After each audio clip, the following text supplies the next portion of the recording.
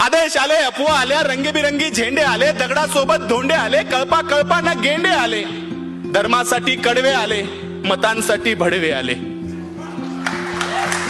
दंगल पेटली, घरं पेटले, दंगल पेटली, घरं पेटले, हलक्या मेंदूचे पेटून उठले, गाड्या तुटल्या, काचा फुटल्या, यात माणसांचं मरण झालं, ब्रेकिंग न्यूजला कारण झालं, पत्रकार घटनेच्या खोलात गेले, घटनास्थळीचे जेलात गेले.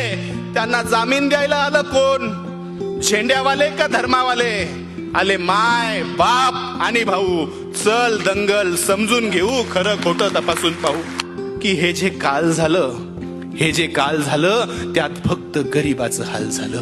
हे जे काल झालं त्यात फक्त गरीबाचं हाल झालं. पोलिसांना उडकली, त्यात सगळी पोरं अडकली. मग दाखल केस, दाखल शिक्षा, मग कशाची शाळा आणि कशाची परीक्षा.